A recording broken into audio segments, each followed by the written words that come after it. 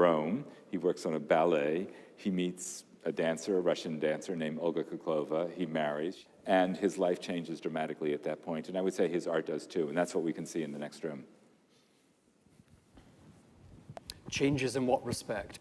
He becomes neoclassical again. Having been to Italy, having gone to Herculaneum and to Pompeii, seeing those great frescoes completely changes his perception. He makes marvelous heads like this that are a direct reflection of his Italian experience. But these women are all, in one way or another, his wife Olga.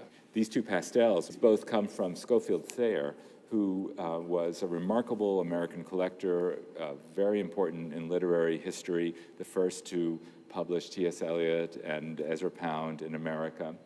He had a magazine called The Dial, which was tremendously influential. And he wanted to buy works of art that he could reproduce in his magazine. Now, in this gallery, we're predominantly looking at paintings and drawings, but I know in the next gallery you have many linoleum cuts. It was clearly a medium he loved working in. I mean, it's really inventive.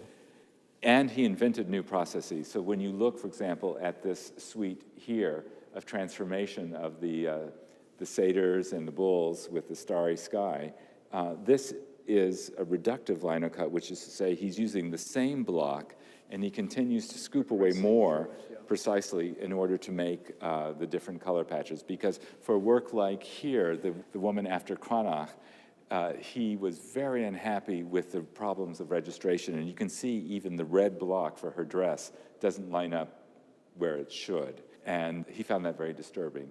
And so with his printer, he developed this reductive technique, and we see an explosion in his art. And was he making linoleum cuts at the same time that he was painting oils? Or does he kind of have periods working in the different medium?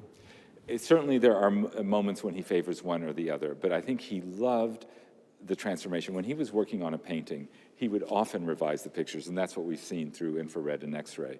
But he would lose the previous states. And what he loved with printmaking is that he could hold on to the previous states. He could pull a print and then go back to the plate or to the block and continue to revise it. And he loved seeing the progressive stages of metamorphosis, because for Picasso, it was all about transformation, metamorphosis, creativity.